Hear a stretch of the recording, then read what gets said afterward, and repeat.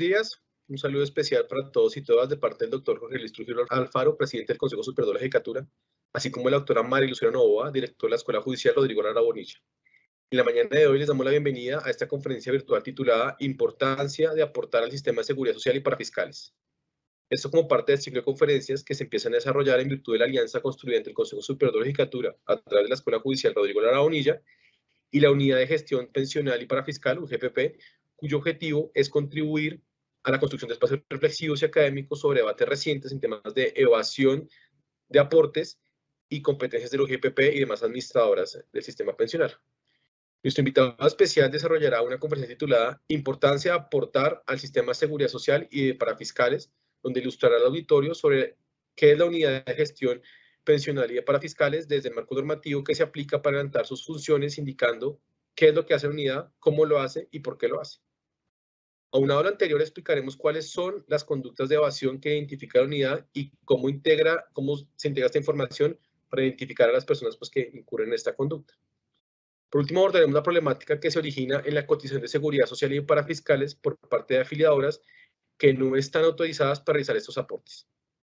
Para lo anterior, contaremos con la participación del doctor Andrés J. Cero Garzón, sin duda una persona de reconocida credibilidad en este campo profesional en nuestro país. El doctor Andrés J. Cero Garzón es contador público, especialista en revisión fiscal de la Universidad Militar Nueva Granada, máster en Dirección y Gestión del Sistema de Seguridad Social de la OIS en conjunto con la Universidad de Alcalá de Henares, me imagino en España, por supuesto, y estudios complementarios en Derecho Laboral y Seguridad Social. Se ha desempeñado como parte de los equipos de auditoría externa y revisoría fiscal en firmas de auditoría y multinacionales y entidades nacionales. Desde el año 2011 está vinculado con la Unidad de Pensiones y Parafiscales, UGPP, se ha desempeñado como coordinador de fiscalización y actualmente es coordinador de capacitación en dirección de parafiscales. Doctor Andrés J. Cero Garzón, es un gusto tener entre nosotros, tiene el uso de la palabra y siéntase muy bienvenido. Doctor Rodríguez, un placer. Muchas gracias a la doctora María Lucía Novoa, directora de la Escuela Judicial, y un saludo extensivo al doctor Jorge Luis Trujillo Alfaro, presidente del Consejo Superior de la Judicatura, y a todos los servidores y servidoras judiciales y demás personas que se han conectado a esta conferencia virtual. Para mí, como representante de la Unidad de Gestión Pensional y Parafiscales, es un placer poder estar con ustedes el día de hoy y poder compartir estos temas que abordaremos a lo largo de esta jornada y que lo que buscan básicamente es dar una claridad dentro de la perspectiva de esa importancia de aportar correctamente al sistema de protección social y parafiscal. Me voy a permitir compartir con ustedes una presentación para que vayamos abordando en este tiempo que tenemos para poder abordar este tema tan importante que consideramos que es fundamental para profundizar frente a todo lo que es la Unidad de Gestión Pensional y Parafiscales, quiénes somos, qué hacemos, cómo lo hacemos y por qué lo hacemos, básicamente dentro de esa problemática que hemos expuesto allí al final, como lo decía el doctor David Rodríguez, efectivamente dentro de la problemática de los aportes de aquellas entidades que aportan de forma inadecuada al sistema de la protección social por no tener una autorización en debida forma. Entonces, esta Unidad de Gestión Pensional y Parafiscales, esta UGPP, es una entidad que nació en el año 2007 con la Ley 1151 del año 2007. En ese Plan Nacional de Desarrollo, en el artículo 156, se crea esta entidad con dos objetivos misionales dentro del sistema de la protección social y parafiscal. Básicamente, uno de esos objetivos misionales que teníamos allí establecido era el de atender un reconocimiento adecuado y oportuno de las pensiones del régimen de prima media, y aquí inicio por esta segunda parte, que básicamente es esa responsabilidad que tenemos de atender unos reconocimientos pensionales, reconocimientos que se deben ajustar a la ley, que se deben ajustar a las normas establecidas para ese reconocimiento pensional, y allí atendemos alrededor de 40 fondos pensionales, donde tenemos un total de 345.000 pensionados. De esos 40 fondos que tenemos la expectativa de atender, ya atendemos 38 fondos en reconocimiento pensional o las novedades de esas pensiones, y básicamente esto lo hacemos dentro de los términos establecidos. Tenemos un indicador muy alto de los términos establecidos para el reconocimiento pensional, el reconocimiento y el atender esas novedades que se presentan. Y tenemos 2 fondos que están en proceso ya de trámite hacia la UGPP. Vale la pena decir que esta actividad, si bien nosotros fuimos creados en el año 2007, esta actividad la iniciamos en el año 2010, cuando empezamos a recibir una de los fondos más grandes que teníamos, que es el Cajanal, y luego Puertos de Colombia, Ferrocarriles Nacionales, IDEMA, Inderena, Incora, todas estas entidades que en algún momento cumplieron ese objetivo. La otra función muy importante que nos dio el Gobierno Nacional con esa Ley 1151 del año 2007 fue la de generar una cultura de pago en el cumplimiento, del pago de los aportes al sistema de la protección social, básicamente con el objetivo de reducir la evasión de los aportes, que era algo que percibíamos que se presentaba, era una percepción, no había unas mediciones reales de cuál era la evasión del sistema de la protección social. En el año 2012 nosotros hicimos, el 2014, perdón, hicimos el primer estudio de evasión que nos arrojó que alrededor del 27% de los recursos que debían ingresar al sistema eran los recursos que estaban ingresando al sistema, dejaban de ingresar al sistema, perdón. Ese 27% equivalía aproximadamente a 18 billones de pesos que dejaban de recaudar el sistema, y con el trabajo que ha venido haciendo la UGPP al año 2020, con las cifras ya consolidadas, tenemos una reducción de la evasión de alrededor de 20 puntos porcentuales, es decir, estamos alrededor del 7-8% en la tasa de evasión, con una evasión de 3 billones de pesos. Eso sin duda ha mostrado todo el desarrollo que nosotros hemos venido haciendo en la sensibilización para que los aportantes del sistema, los obligados, empiecen a aportar correctamente. Luego de estas 2 funciones que nos crea la Ley 1151, el Gobierno Nacional en el año 2020, dentro de los decretos de la emergencia sanitaria que se iban en torno a la emergencia sanitaria declarada por el Gobierno Nacional en marzo del 2020, se nos entrega una responsabilidad muy importante, que era acompañar o apoyar al Gobierno Nacional con todos los programas de generación o de apoyo a la generación, al empleo formal y a la generación de empleo. Es así que nosotros hicimos parte como aquellos que validábamos toda la información necesaria para otorgar los apoyos, los recursos que se entregaban por el apoyo al programa de apoyo al empleo formal PAEF, el programa de apoyo al pago de la prima, el programa de apoyo a las empresas que se vieron afectadas por el paro nacional, y luego acompañamos también los programas de generación de empleo, como fue el programa de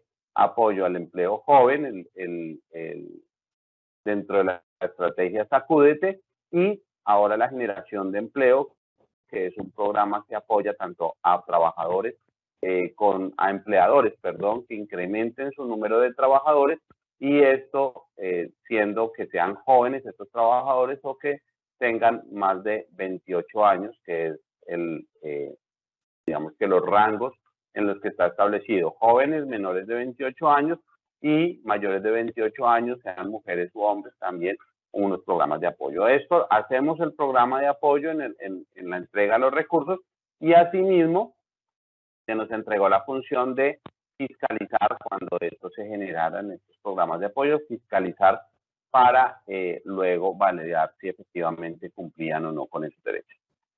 ¿Qué es lo que buscamos como entidad? Básicamente lo que estamos buscando nosotros como entidad es velar, es garantizar de que se aseguren esos riesgos que están en torno a los trabajadores y a los independientes. Es empezar a generar una sensibilización de que aportar a seguridad social es más que un tributo. Que cuando aportamos a seguridad social tenemos una cobertura médica para los cotizantes, para sus familias. Estos cotizantes tienen el derecho a tener unos servicios médicos, tienen el derecho a que se le brinden unas prestaciones económicas por esos por esas situaciones que se puedan presentar, por ejemplo, en el caso de una incapacidad. Sabemos que después del segundo día de la incapacidad es la EPS la que empieza a reconocer esa prestación económica en la cual les reconocen las 2/3 partes de lo que se cotice a Seguridad Social. También tenemos esa cobertura extendida para las familias. Para el cotizante, si es mujer, tenemos la cobertura de la maternidad. Para el cotizante, si es hombre, también la licencia de paternidad, que es reconocida por la EPS. Cuando hablamos de los aportes a pensión, estamos hablando del aseguramiento de la cobertura de esos riesgos, y tenemos que ver los riesgos como dentro de la posibilidad de tener un reconocimiento económico al que vamos a llegar o al que aspiramos a llegar, ¿cierto? En el caso de la pensión, nosotros aspiramos a llegar a la vejez, aspiramos a pensionarnos algún día, y en ese sentido, pues cuando aportamos a Seguridad Social, aportamos a pensiones, estamos asegurando ese riesgo que es llegar a la vejez y no tener un ingreso. Y eso es básicamente lo que nosotros estamos propendiendo para que se tenga claridad sobre esa posibilidad. Y que se tenga claridad sobre dos situaciones que se pueden generar en el camino: la enfermedad, la enfermedad con una invalidez y la muerte. Esto que origina o que conduce también al reconocimiento de una pensión de invalidez o una pensión de sobrevivencia. Son pensiones, son reconocimientos que se dan luego de que se cumplen con unas condiciones, como son 50 semanas cotizadas durante los últimos 3 años, lo que le activa y le permite tener ese reconocimiento. También cuando cotizamos a riesgos laborales, lo que buscamos es que se entienda que los riesgos laborales, ese aporte a riesgos laborales, realmente es una cobertura integral que es en doble vía. Por una parte, para el trabajador, que va a tener cobertura ante cualquier situación que se presente relacionada con el entorno laboral, y también vamos a tener una cobertura o un entendimiento frente a la cobertura del empleador frente a ese riesgo o esa contingencia que se pueda presentar por esos trabajadores. Entonces allí tenemos esa situación cubierta que nos dan los riesgos laborales. Eso cuando hablamos de empleadores. Cuando hablamos de independientes, pues el independiente que aporta riesgos laborales, bien sea que esté obligado a aportar o que lo haga voluntariamente, pues también está dando una cobertura a esas contingencias, a esos riesgos que se puedan presentar. Y eso es lo que buscamos, que el independiente también entienda que cuando cumple, se dan esas condiciones para que tenga que tener esa obligación de cotizar a riesgos laborales, lo haga de la forma adecuada, lo haga de la forma completa, lo haga de la forma oportuna. Y en el caso de los aportes a las cajas de compensación familiar, que es un aporte que hacen los empleadores, pues allí tenemos básicamente la posibilidad de garantizar para esos trabajadores a los que se les cotiza a una caja de compensación familiar que tengan unas coberturas extendidas o unos beneficios extendidos que brindan estas cajas de compensación, como es recreación, cultura, turismo, deporte, ¿cierto? Y otras que llegan al trabajador o a su entorno familiar, como es la salud, cuando son planes extendidos de salud que tienen las cajas de compensación familiar, educación, muchas de estas tienen colegios, tienen institutos que brindan educación a los trabajadores o a los hijos de los trabajadores o a los beneficiarios de los trabajadores en subsidios de vivienda, programas de vivienda que también tienen creados, y con crédito, microcrédito, que también ayuda a estas personas. Esta responsabilidad que tiene el empleador sobre esos aportes al final del día redunda en un beneficio hacia el trabajador. Bien, ¿cómo lo hacemos? Esa es una de las grandes preguntas que se dice, y es cómo hace esta unidad de gestión pensional y parafiscales para poder identificar esas conductas de evasión, esas conductas que potencialmente generan que las personas no estén aportando correctamente al sistema de la protección social. Y aquí básicamente lo tenemos que decir muy claramente que lo que nosotros hacemos son cruces de información. Cruces de información con las diferentes bases de datos que nos suministran fuentes válidas para poder nosotros generar indicios que permitan identificar conductas de evasión. Esas conductas de evasión que se sintetizan básicamente en una omisión, una mora, una inexactitud. Cuando nosotros empezamos a hacer estos cruces de información, lo que empezamos es a comparar datos que son reportados en la mayoría de las ocasiones por los mismos cotizantes del sistema, por los mismos obligados a aportar al sistema. En el caso de los empleadores, por ejemplo, podemos reportar o podemos cruzar, información exógena que se reporta a la Dirección de Impuestos y Aduanas Nacionales, la podemos cruzar con información de la planilla integrada de liquidación de aportes, la podemos cruzar con las fuentes de afiliación de las EPS, de las administradoras del sistema de la protección social, lo podemos comparar contra otras fuentes como entidades financieras, podemos hacer una comparación de diferentes fuentes de información que nos permitan identificar indicios de la misma. En el caso de los empleadores, como les decía, estas cruces nos permiten identificar indicios sobre los trabajadores, esa responsabilidad que nos está cumpliendo a cabalidad por esos trabajadores que tiene, sobre los que tiene esa responsabilidad de aportar ese empleador. Bien, cuando hablamos de los independientes, pues lo que estamos es cruzando fuentes de información que nos permiten identificar que ese independiente, en ese rol que tiene, en esa responsabilidad que tiene de cotizar, no está cumpliéndola correctamente. ¿Por qué? Porque está eludiendo, está evadiendo esos aportes al no incorporar todos sus ingresos, al no incorporar todos sus movimientos para efectivamente aportar de la mejor manera. Bien.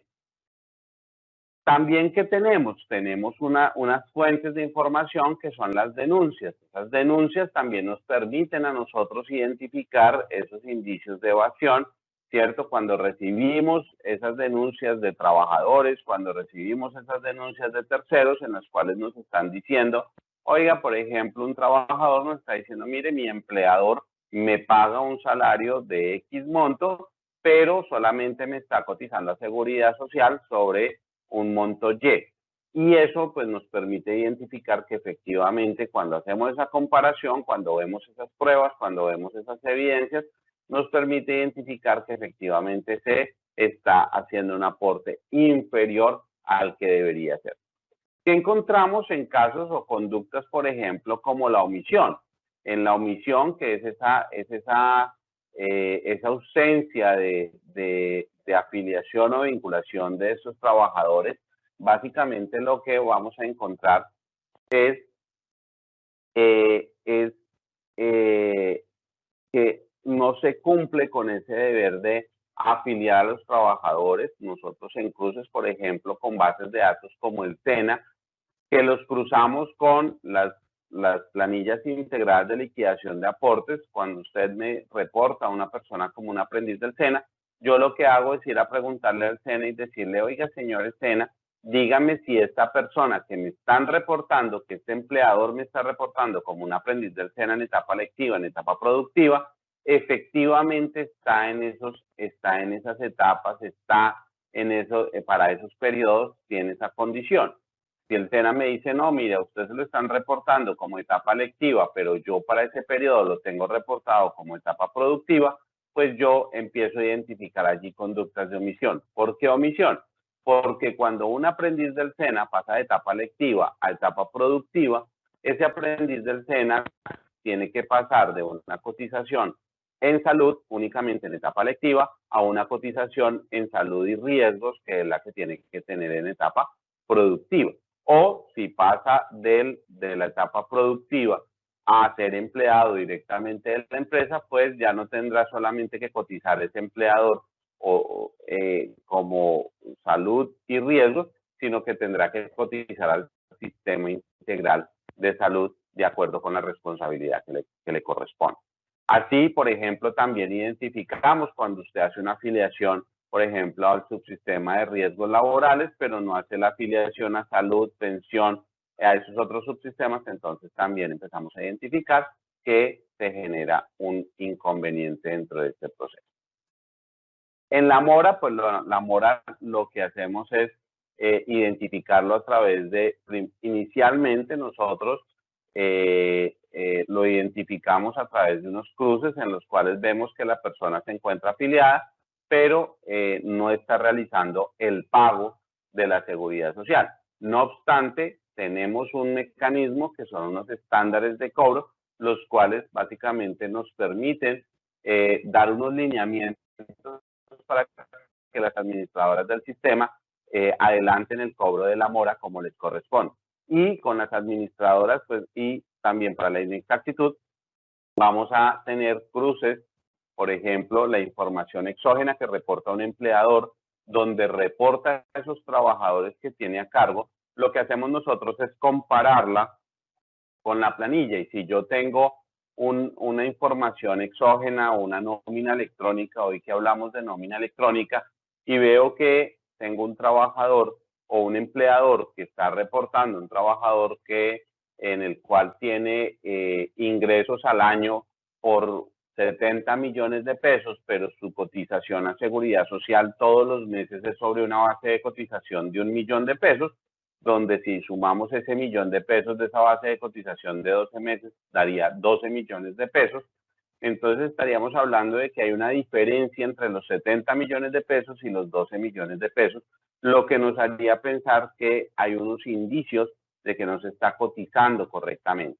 Cuando nosotros hacemos todos estos cruces de información, básicamente lo que hacemos es generar indicios, ¿cierto? Indicios de posibles conductas que se estén presentando al interior de los empleadores, de esas conductas que básicamente nosotros tenemos que garantizar y que tenemos que buscar que se genere para que se mitigue ese riesgo de evasión. Y eso es lo que origina, luego de tener esos indicios, de nosotros empezar a identificar esas potenciales conductas de evasión, pues lo que hacemos es básicamente empezar a generar unos procesos de identificación de si se está aportando de forma adecuada, completa y oportuna. Básicamente el artículo 156, como les decía, que fue el que nos creó como UGPP y que se complementó con el decreto 169 del 2008, este artículo 156 de la ley 1151 del año 2007 y el decreto 169 del 2008 nos dijeron, mire, ustedes como UGPP tienen un objetivo principal que es velar por el adecuado, completo y oportuno pago de las contribuciones para fiscales de la protección social. ¿Qué es esto de adecuado? Y ahí es a donde entra lo que empieza a hacer esta UGPP. Cuando se habla de ese adecuado, estamos hablando de que se determine que el cotizante, la persona que está obligada, o el aportante más bien, que es el que está obligado a hacer esos aportes al sistema de la protección social, valide y verifique que las normas bajo las cuales se está liquidando su cotización a seguridad social se cumplen a cabalidad. Es decir, que está teniendo en cuenta todos los marcos normativos que hacen parte de esa construcción del ingreso base de cotización. Aquí tenemos que entender algo tener algo muy presente, que hay normas para la construcción o para el pago, la determinación de los pagos a los trabajadores, ¿cierto? Y hay normas para la cotización a seguridad social. Y en esa armonía de esas normas tenemos que nosotros validar que ese empleador efectivamente cotizó de acuerdo a la realidad de ese trabajador, de ese cotizante, o ese independiente cotizó de acuerdo a la realidad normativa que le aplicaba para una vigencia específica. Cuando hablamos de completo, es que esa cotización al sistema de la protección social se hayan incluido todas las variables que potencialmente afectan la construcción del ingreso base de cotización. Hay pagos, como lo vemos en los empleadores, en el caso de los empleadores, no todos los pagos afectan la base de cotización, pero potencialmente la unión de todos esos pagos puedan afectar esa base de cotización. Y eso pues es importante por ello tener en cuenta que todo se debe incluir dentro del análisis para la construcción del ingreso base de cotización. Lo mismo pasa con los independientes. Si yo soy independiente, tengo una multiplicidad de contratos, pero solamente incluyo de 5 contratos para construir mi base de cotización, solamente incluyo el valor equivalente a 3 de estos contratos, pues básicamente voy a tener una inexactitud, voy a tener la base de cotización está incompleta, hace falta completarla con los otros ingresos que yo percibo.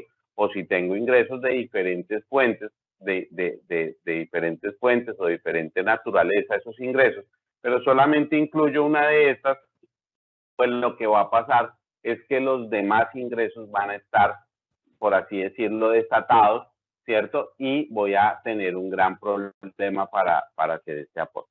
Eso es importante que lo tengamos presente siempre cuando se habla de verificar la adecuada, cuando se verifica del completo es que se haya incluido todo. Y oportuno, pues oportuno es que se incluyan en los periodos que corresponde y que se pague la seguridad social en el periodo que corresponde.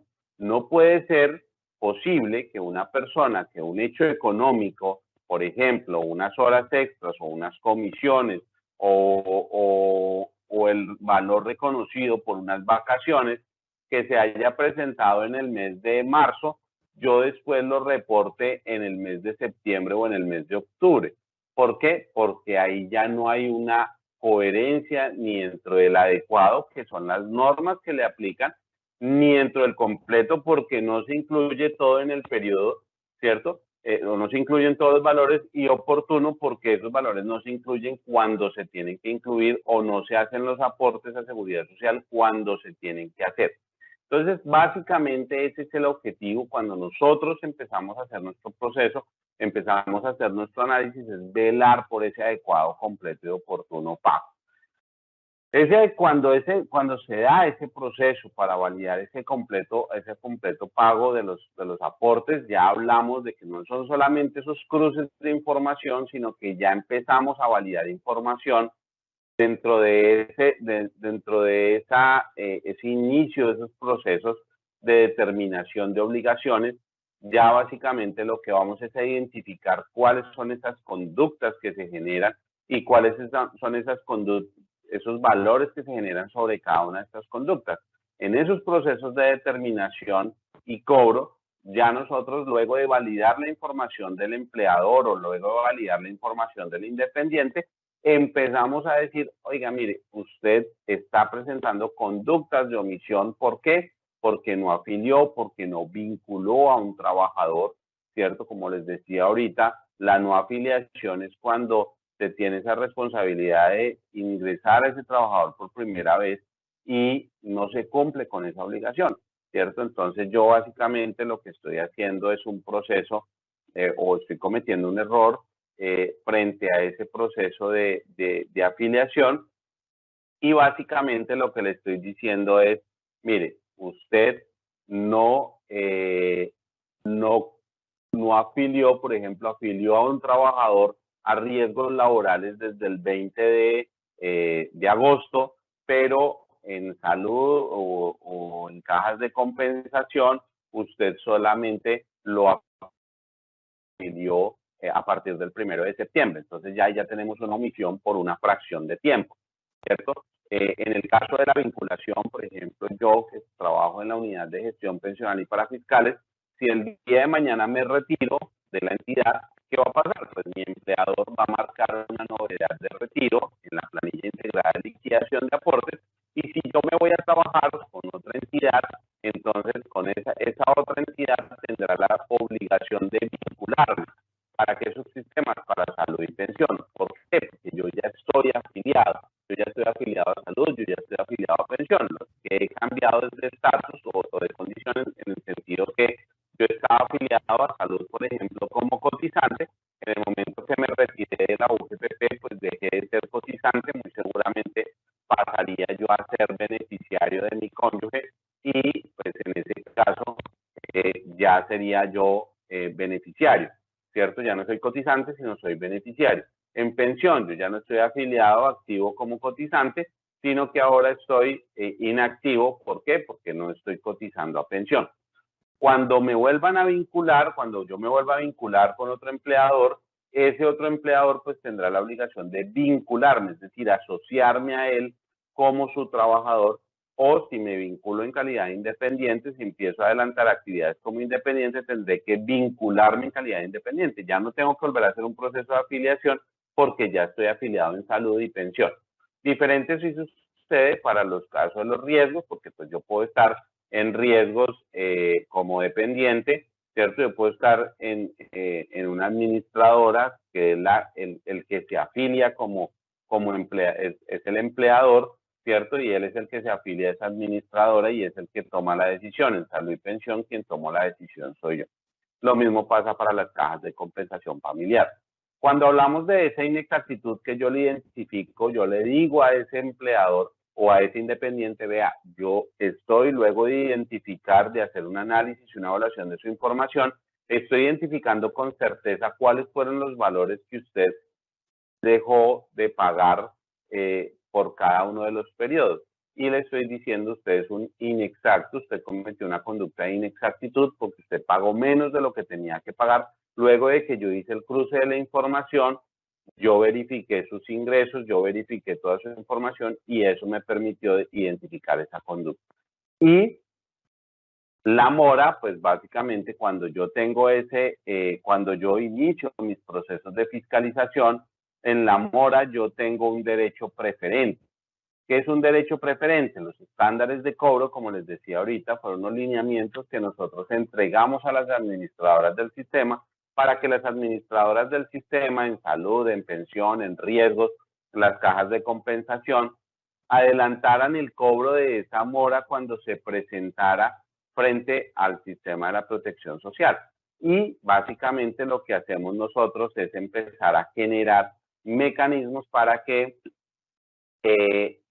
recibamos esa información y podamos empezar a determinar cuál es ese comportamiento de la mora y cuáles son las acciones que están adelantando las administradoras frente a esa mora. No obstante, cuando esta situación se presenta, cuando se presenta la mora y finalmente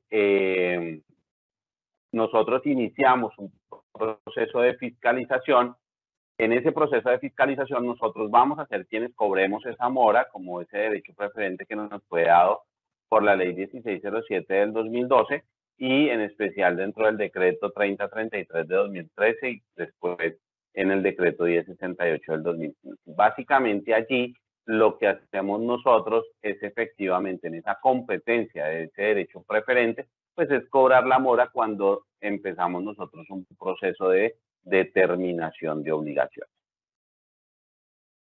¿Cómo hacemos todo esto? Pues principalmente y donde nos hemos enfocado en buena manera es en todos estos espacios de sensibilización, de capacitación, de orientación que lo hacemos como lo estamos haciendo el día de hoy con la rama, también lo estamos haciendo permanentemente a nivel nacional, donde llevamos este mensaje a los empleadores, llevamos este mensaje a los independientes a través de las asociaciones gremiales, a través de quienes puedan convocarlo, las cajas de compensación, las administradoras del sistema, los operadores de pila, todos aquellos que interactúan con los cotizantes, con los aportantes del sistema. Nosotros lo que buscamos es a través de ellos llegar a esas personas y enseñarles y explicarles cómo tienen que hacer estos aportes. Ese ha sido un trabajo que la UGPP ha venido adelantando desde el año 2014 y hemos recorrido todo el país cuando lo hacíamos presencialmente y cuando lo hicimos durante la pandemia de forma virtual. Estuvimos permanentemente contactándonos con los aportantes y abriendo los espacios. ¿Para qué? Para explicarles, para orientarlos, para suministrarles todas estas herramientas que les permitan mitigar ese riesgo de ser fiscalizados. ¿Por qué? Porque básicamente lo que hacen es corregir los comportamientos de los aportes al sistema de la protección social. Como les decía, cuando nosotros adelantamos esos cruces de información de forma preliminar, donde miramos esa información exógena, esa planilla integrada de liquidación de aportes, miramos las bases de datos del SENA, miramos las bases de datos de las entidades financieras, miramos diferentes fuentes de información, lo que hacemos es generar acciones persuasivas para invitar a las personas a que cambien voluntariamente, a estos aportantes, a que cambien voluntariamente ese comportamiento de pago y empiecen a hacer sus pagos de acuerdo con la realidad económica, de acuerdo con cómo tienen que cumplir con esa obligación. Ese es uno de los propósitos principales que normalmente tenemos, que hacemos y donde enfocamos también ampliamente nuestros esfuerzos. Hemos enviado alrededor o hasta el año 2020 habíamos enviado alrededor de 2 millones de acciones persuasivas a empleadores, a independientes.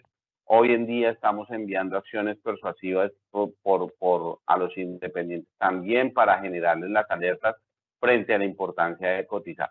¿Y esto qué es? Pues con el objetivo de que cambien voluntariamente ese comportamiento y así se eviten los procesos de fiscalización, que como lo veíamos ahorita, cuando ya vamos a verificar ese adecuado, completo y oportuno pago de las contribuciones parafiscales, lo hacemos a través de procesos de fiscalización.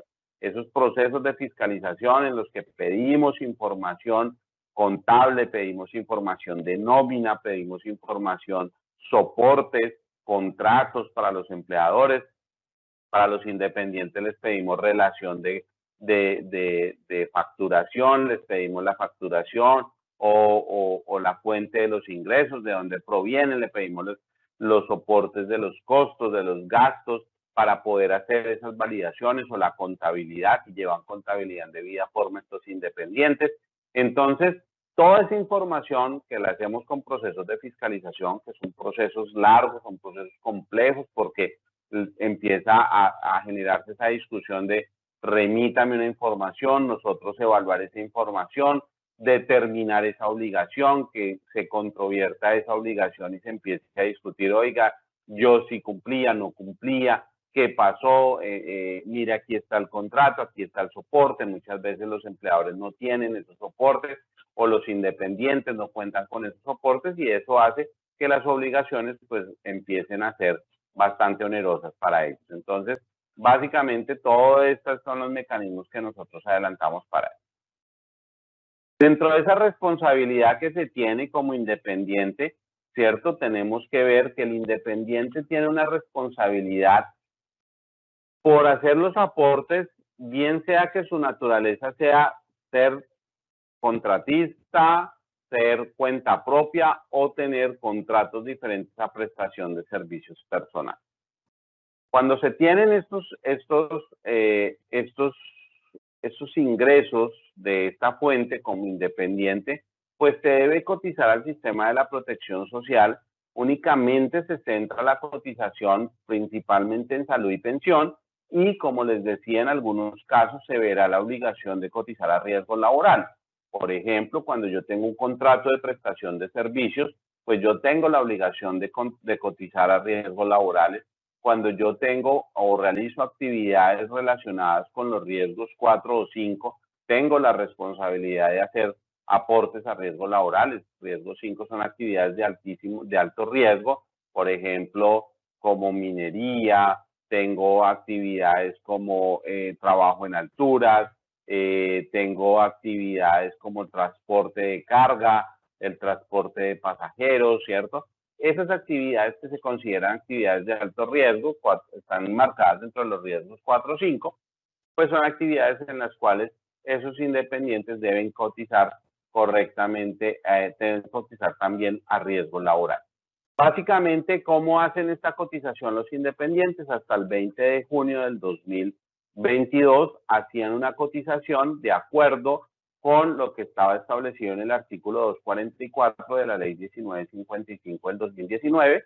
¿Esto por qué? Porque a partir del 21 de junio operó la inexigibilidad diferida que fue dada para este artículo, ¿cierto? Donde se tenían 2 periodos legislativos para proferir una norma ordinaria relacionada con estos independientes, pero pues como no se cumplió con ese propósito, con ese plazo, pues estas normas quedaron declaradas inexequibles. Es decir, hasta el 20 de junio teníamos la posibilidad de aportar tomando nuestros ingresos, restándole los costos y los gastos asociados a ese hecho generador del ingreso. Si ese ingreso, que se considera ingreso neto, era igual o superior a un salario mínimo, se debía aportar a todos los subsistemas que correspondieran de salud, pensión y correspondía a riesgos laborales. Y en el caso de que esos ingresos, para restar esos costos, no se tuviesen esos costos soportados, se podía aplicar un esquema de presunción de costos. Esto estuvo vigente. A partir de hoy volvemos única y exclusivamente a las normas que estaban vigentes antes de junio del 2015, que fue cuando inició esta posibilidad. Y allí lo que nos dice es que se tomarán los ingresos, se les restarán los costos y gastos soportados y sobre ese valor se tendrá que aportar a seguridad social, en salud, pensión y si corresponde riesgo laboral. Para la UGPP, ¿qué es importante? Digamos que salvo esa situación que se nos presenta hoy coyunturalmente de cómo se depura esa base de cotización, hay algo que tener claro y es que para los independientes la cotización siempre será variable. Lo que esperamos nosotros es que un independiente su cotización varíe, ¿cierto? Las cotizaciones estáticas o que son permanentes en el tiempo son muy difíciles. ¿Por qué? Porque no todos los meses se reciben los mismos ingresos, no todos los meses los costos y los gastos son los mismos, ¿cierto? Entonces uno podría esperar que hay una variación, hay una fluctuación en las bases de cotización, sobre todo para aquellos que son cuenta propia. ¿Quiénes se clasifican como cuenta propia? Las personas que realizan actividades por su propia cuenta y riesgo. Entonces, por ejemplo, que tiene un establecimiento de comercio, el transportador, el que tiene una obra civil, el constructor, ¿cierto? Todas aquellas personas que realizan sus actividades que asumen el riesgo de la actividad que realizan y que son ellos mismos quienes determinan de una otra forma cómo van a hacer su aporte. Entonces, básicamente, eso es lo que es importante tener claro de eso.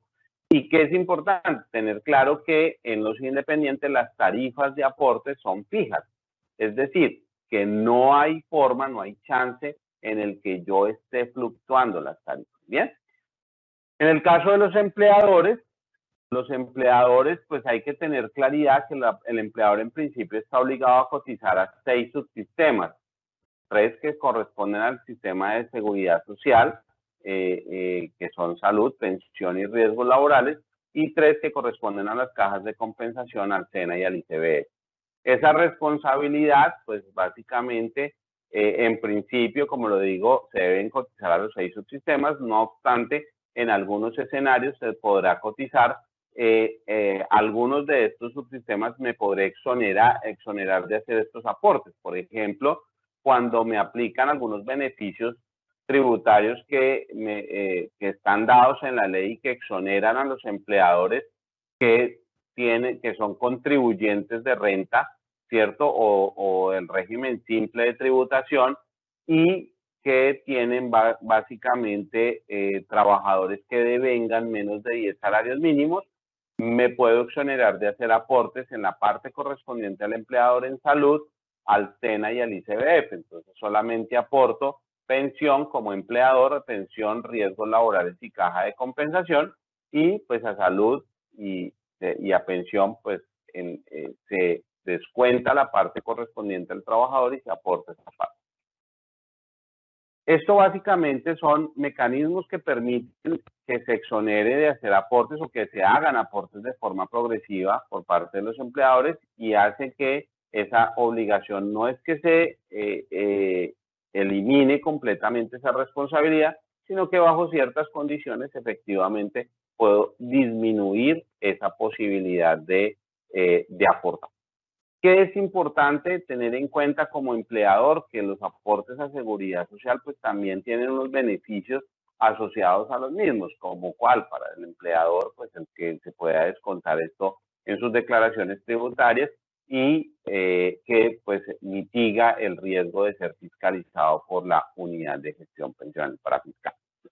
Entonces, Una de las problemáticas que se nos ha presentado, principalmente, que hemos visto dentro de todo este sistema, ha sido el tema de las afiliadoras de los independientes que no tienen autorización del Ministerio de Salud. Son algo que nosotros le llamamos las afiliadoras de poste. Y básicamente ahí lo que hemos nosotros tenido en cuenta o lo que hemos observado permanentemente con estas afiliadoras de poste es que muchas personas van y acuden a estos afiliadores. ¿Por qué? Porque piensan que las tarifas, piensan que los aportes, que yo no necesito aportar a Seguridad Social por todo lo que dice la ley, ¿cierto? Pensamos que la Seguridad Social no vale lo que vale. Como les decía ahorita, muchas de las víctimas de estos afiliadores de poste son los independientes, principalmente porque los independientes, claro, dicen, mire, yo si tengo un ingreso, una base de cotización, luego de tomar mis ingresos, restar mis costos, y tengo una base de cotización de 2 millones de pesos, o tengo un contrato de prestación de servicios y el valor mensualizado del contrato son 2 millones de pesos, luego de depurar con el 40% para esos contratos y me da 2 millones de pesos mi base de cotización, pues entonces multipliquemos 2 millones de pesos por el 12.5% de salud, más el 16% de pensión, más pongamos el riesgo más bajito, 0.522. Entonces estamos hablando del 12.5 más el 16, el 28.5, más el 0.5, estamos hablando del 29% de cotización a Seguridad Social. Entonces, cuando usted dice sobre 2 millones de pesos el 29%, eso me da 5.800.000 pesos, ¿cierto? Entonces, 5.580.000 pesos, perdón, 580.000 pesos de 2 millones de pesos de base de cotización de IBT. 580.000 pesos, pues los independientes dicen, oiga, esto es muy costoso. Y si voy allá a una de estas entidades donde me dicen, mire, por 80.000, por 90.000, por 100.000 pesos, usted puede tener la afiliación a salud, a pensión, a riesgos, o a salud y a riesgos, entonces se generan esa tentativa pues de acudir a estos sitios. Entonces, por eso es importante tener claro que los independientes tienen tarifas fijas, tienen bases de cotización que pueden variar, pero las tarifas son fijas.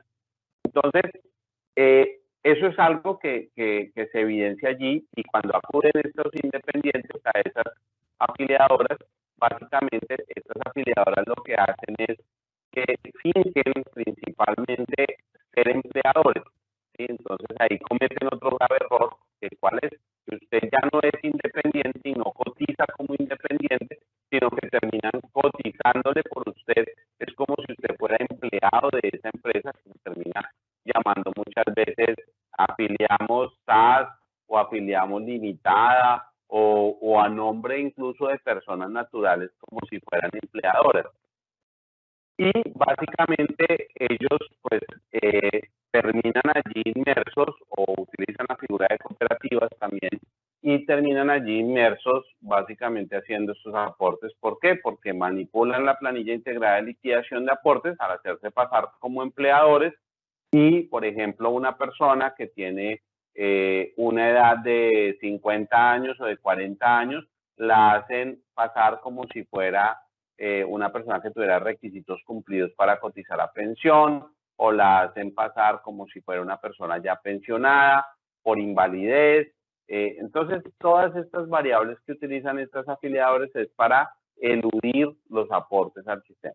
Entonces, ¿cómo lo hacen? Principalmente creando nóminas falsas, hacen firmar contratos a las personas, a los independientes, haciéndolos pasar como empleados, ¿cierto? En algunos casos, pues lo que hacen es crear única y exclusivamente el nombre de la empresa, no tienen un registro mercantil, y están continuamente creando y cerrando las empresas, las utilizan por unos meses y vuelven y cierran esta empresa y abren otra, y entonces trasladan a todas las personas hacia las otras. Les cotizan por una semana, los retiran a los trabajadores independientes, y en ese caso pues los dejan solo con afiliación por una fracción de tiempo. Pues como lo colocan como empleados, pues pueden hacer estas afiliaciones de ingresar y retirar a los trabajadores. En algunos casos, pues lo que hacen es también abusar del sistema en el que colocan a personas, a trabajadores, donde les dicen que les van a cotizar por un salario mínimo, pero por ejemplo, si la trabajadora está en embarazo, entonces se incrementan las bases de cotización para después reclamar o que les reconozcan licencias de maternidad, y luego lo que hacen es pues no hacer este reconocimiento completo. Eso es básicamente lo que pasa con estos afiliadores de poste. Entonces, si uno ve en este ejercicio sencillo, donde una cotización de un independiente con una base de cotización de un salario mínimo por un contrato de prestación de servicios sería de 1 millón de pesos, una base de cotización, estaríamos hablando de 296.000 pesos. Estas entidades, utilizando la afiliadora de poste, en la cual lo que hacen es colocarlo como si fuera empleado, acogiéndose a un beneficio de ley, que es este beneficio de exoneración de aportes en salud, que no cotiza el 12.5% ese empleado, sino solamente la parte del trabajador, que es el 4%, serían 40.000 pesos. En pensión, como les decía, lo colocan como si fuera pensionado, y en caja de compensación familiar, pues lo colocan con un ingreso muy bajito, y básicamente allí lo que generan pues es esta evasión. Entonces, un aporte que sería 296.000 pesos con riesgos, con subsidio, estaríamos pasando a 45.400 pesos, y estas entidades normalmente cobran entre 80.000 pesos, terminan cobrando como 70, 80.000 pesos, y entonces si vemos de 45.400, 70.000 pesos, que es lo que cobran, o sea que estas empresas se terminan beneficiando de alrededor de 24.000 pesos, que es un 35%. La forma de básicamente generarle un conflicto a estos independientes, además, porque cuando yo lo fiscalice, como no aparece como independiente, entonces yo lo voy a obligar, si lo obligase a cotizar, lo obligaría a cotizar como independiente. Efectivamente, la ley contempló una sanción para estas afiliadoras, que es para que la debe imponer la UGPP, en la cual básicamente esa sanción es equivalente a 15.000 VTs, ¿cierto? Y esta sanción debe ser aplicada por la Unidad de Gestión Pensional y Parafiscales, luego de adelantar todo un proceso en el que se recaben las pruebas, se recabe toda la información, y básicamente lo que empezamos a hacer es pues dar aviso a la autoridad correspondiente para que se adelanten todas las acciones penales que corresponden. No obstante, pues es un proceso bastante complejo, porque como les decía, estas entidades tienden a aparecer y desaparecer muy fácilmente, y pues eso hace muy complejo todo el proceso. Lo que hacemos nosotros es, en un proceso donde se identifica esta conducta, iniciamos con un pliego de cargos, le damos un tiempo para que responda, y básicamente luego de ese tiempo que tiene para responder, proferimos una resolución sanción, y allí procede un recurso de reposición, pero es un proceso muy, muy rápido, básicamente, pero igual, lo que les digo, pues es a veces complejo la consecución de las pruebas y la información, porque pues por una parte los independientes muchas veces no denuncian porque pues sabían que estaban haciendo algo errado, y en otros casos, pues cuando denuncian el momento de actuación, pues ya estas empresas se liquidan, y termina siendo muy, muy difícil poderlas identificar. Esto es básicamente lo que les quería yo contar el día de hoy. Espero pues tengamos aquí un espacio, unos minutos que nos quedan para unas preguntas, y podamos continuar, cerrar la jornada. Doctor, muchas gracias. Claro que sí, por su generosidad, por su precisión en la conferencia. Le quiero transmitir una primera pregunta que surgió aquí del chat. Vamos a ver si la redacto para que quede más clara. La pregunta es: ¿un pensionado por invalidez debe hacer aportes al sistema privado de pensiones cuando ellos en varias ocasiones dicen que no se deben hacer aportes? Me refiero que, me imagino que ellos deben ser el sistema, entidades del Sistema General de Pensiones. ¿Qué es? Bueno, digamos que hay una situación particular que habría que ver frente a esa cotización de esa persona que tiene una pensión de invalidez. ¿Por qué? Porque bien lo ha dicho la Corte, incluso donde se ha pronunciado en el sentido de decir que si esta persona todavía podría acceder a una pensión de vejez, incluso podría tener una recuperación. Entonces yo tengo una pensión de invalidez, pero recordemos que eso se da por unas condiciones cumplidas en las cuales efectivamente yo perdí la capacidad laboral, ¿cierto? Entonces yo perdí la capacidad laboral, pero eso no quiere decir que en el transcurso del tiempo a mí no me vayan a hacer un monitoreo para ver si he recuperado esa capacidad laboral. En el caso en el que yo recupere esa capacidad laboral, pues la pensión por invalidez pues va a perder sus efectos. Entonces, si he venido yo adelantando otras labores y estoy en esa posición, en esa posibilidad que se pueda presentar, pues tendría yo que estar asegurando esas cotizaciones para que luego de esa pensión de invalidez proceda la pensión de vejez como corresponde. Listo, doctor, muchas gracias. Aquí le transmito otra. ¿Es posible que se haga exigible el reconocimiento de las semanas de pensión a los empleadores que usan estas agrupadoras ilegales que usted mencionaba?